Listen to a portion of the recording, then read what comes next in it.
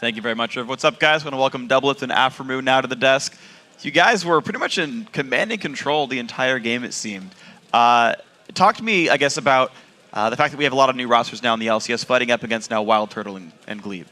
Well, last split, I didn't really have any issues playing against Turtle and Xpecial.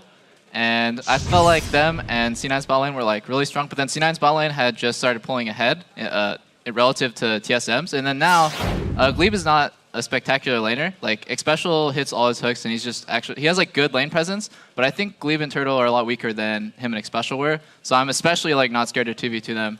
And they were playing a really weak lane called Leona. I don't know what they were thinking to try to 2v2 us. It's kind of silly. So talk to me about the Leona pick, because so far every time I've seen you play, Alistair was into Leona, but also every time you happen to have an Orianna on your team. Did you like see this coming a while in advance, or you're just like, Orianna's good, and then you're like, oh great, I get the engage combo? No, we pre-planned this before coming up against TSM. We know what we wanted to play, and we had all the counters ready, and we were prepared to play against them. Yeah, and Doublelift, you actually mentioned there wanting the 2v2 and how TSM did that.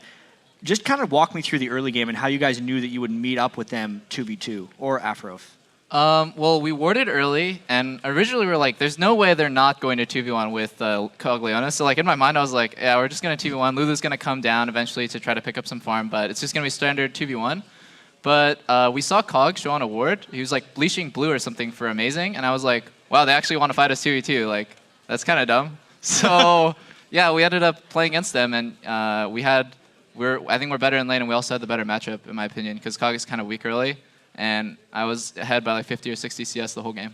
Yeah, I actually have a curiosity out from you. Speaking of Kog'Maw lanes, when I typically see him paired with a guy like Nami. Nami's been kind of coming back. I know she wasn't in this game, but like, why is it that Nami's kind of coming back kind of competitive?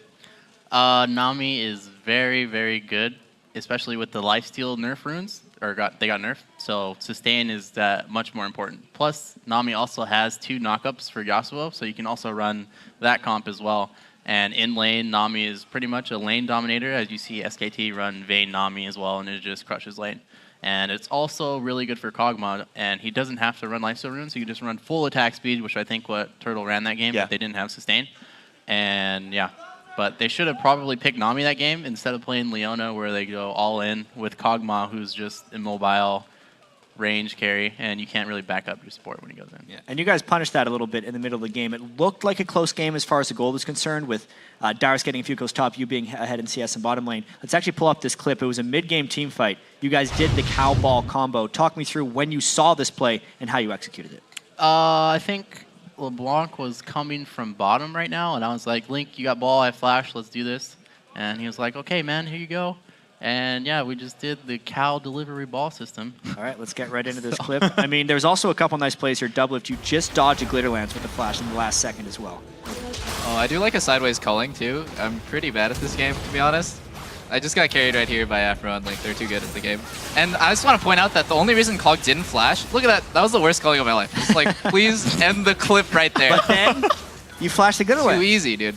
Yeah, I knew he was going to turn around and throw it at some point, but what was I going to say? Oh yeah, I was going to say Dexter, previously, like probably a minute or 2 minutes before that, he said, I'm going to flash cocoon Cog. And I was like, this is a good idea, because the worst case scenario is Cog blows flash for your flash, and that's a win. And the best case scenario is your cocoon lands and he just dies instantly. And I was like, Turtle actually has good enough extra time to just flash the flash cocoon. But I was like, his flash is down now. We're going to win the next fight 100%. So props to Dexter for making that play. That was really good. I like that. So one thing we actually mentioned is how you were getting ahead. Your mid-game farm is gigantic. Even though the lane was like plus 15 CS or something, you had this period of time where you just kind of sat there farming the bot lane, like kind of by yourself. How did you keep the lane to where you're getting farm and Cog wasn't? After I take tower, you can set the lane up so that it's pushing towards you, because like your wave smashes their tower and then there's the pull. Like there's always the reverse. And we were smashing lane really hard right then, because I think we had like a 3 or 4 man dive coming, and then Turtle just kind of like backed off and did wolves or white. And then Cog is actually super weak early. He went mid lane to try to pick up some farm, but then Bjergsen's probably like, that's my farm. And so I think he was just jungling for a long time, and I was just sitting there like, when's he going to come lane against me? Which he can't really do.